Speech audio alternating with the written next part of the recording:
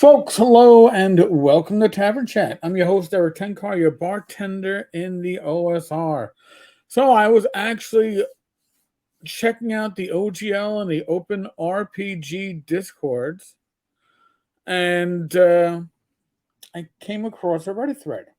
And I thought it was interesting. They're talking about um, the backlash that D&D received from the OGL fiasco. And there's a comment.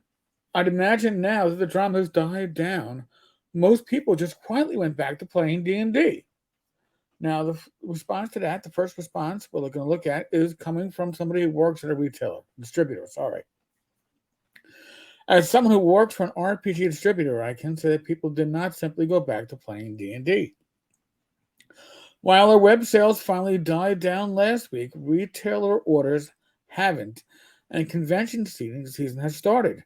We have been sending out more products to conventions and seeing less of it return. This is even for conventions that aren't RPG focused. While many made the switch early, we are still seeing ripple effects in sales. We are hearing from convention crews that they have been talking to a great deal of first-time customers, asking for recommendations on games to convert over to from D&D, and that more non-D&D con games are getting filled. The online Outrage machine might have been satisfied and turned its head towards something else, but the hobby is still seeing a shift. Now, I have seen this. I have seen the shift. It is not the shift that it initially looked like. When it was, we're going to take our fucking ball and screw you, cancel the OGL, and go find somewhere else to play or play under our new rules, it was a huge thing. The Creative Commons move was a smart move by Wizards of the Coast. It took a lot of the pressure off, but also took a lot of the pressure off on how fast to get the work license done. We'll probably see that next month, April. So, now there's another point of view on this same thread. I know more than a few people unsubscribed from D&D Beyond until their next game happened a week or two later, and they realized it was just simple to resubscribe and use the program rather than use pen and paper. Of the people that I know that unsubscribed to D&D Beyond or canceled outright, nobody went back. But that's my circle of friends. My circle of friends are primarily people that play OSR games. Certainly some play 5e games. But I know about a half dozen personally that canceled their accounts and none have gone back. Or maybe they did and they haven't told me. That's also possible. I did ask. But hey, maybe I should ask again.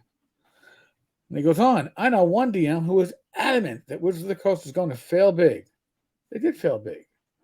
They recovered fairly well. However, that PR tour, much more that PR tour, is not the success they want it to be.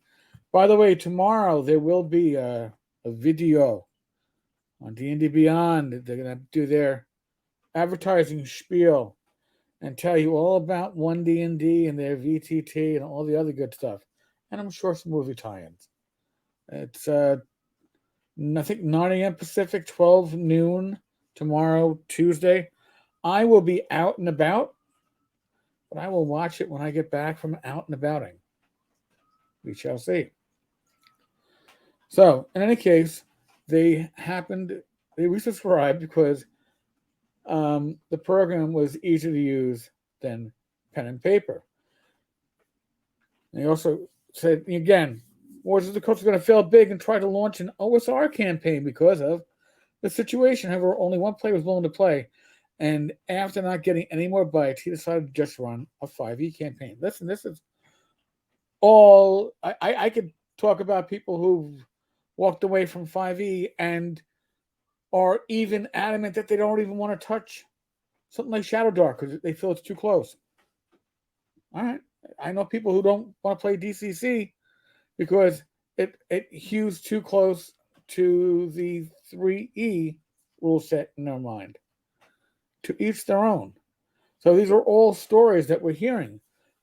When will we get the facts? When will we get the actual sales figures? But we don't. That's right. We don't get sales figures. And ICV2 used to give us a rankings. I don't think the rankings are going to change much. I don't think that D&D is going to slip from number one. But if they go from having a 75% share to a 50% share, interesting to know, but you don't get the information. So, and two, friendly local game store discords I'm in, there was a bunch of Veritrol about the OGL situation, but new LFGs looking for groups for 5e outnumber all other looking for groups since that time by a decent margin. Again, this is all people telling the stories from their perspective. One is coming from a retailer, so he sees how the numbers are going.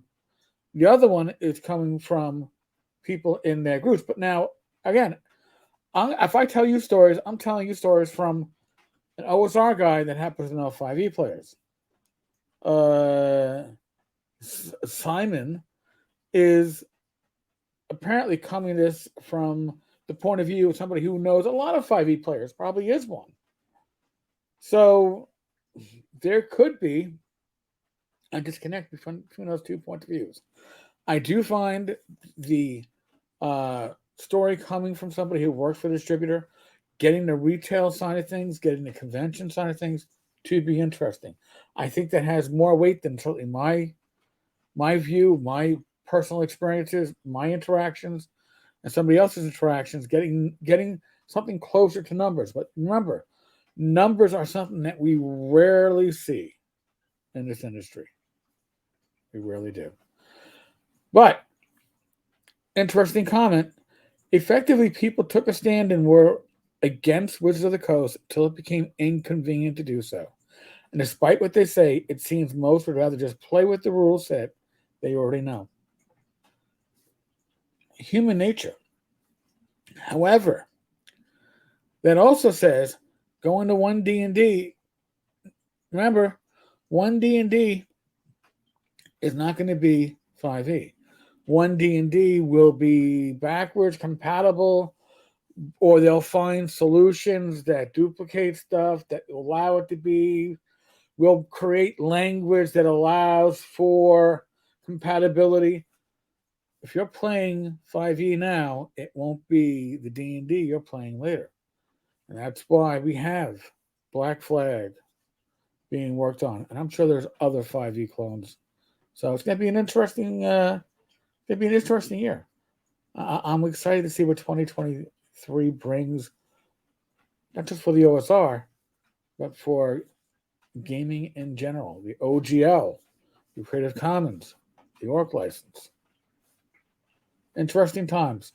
Folks, as always, we do a video a day. Sometimes it's a live stream. We will be back. I will be back tomorrow with some random, I don't know, news. Wednesday, James Shields will be our special guest on Talking Crit. James is an amazing artist. And he works in the OSR and beyond. If you're looking for an RPG artist, you should be looking at James's work. He has a selection of stock art too. So you should be checking that stuff out. As always, folks, be safe, be well, God bless. Roll those dice, roll them well. I'll be back tomorrow. I will see you then.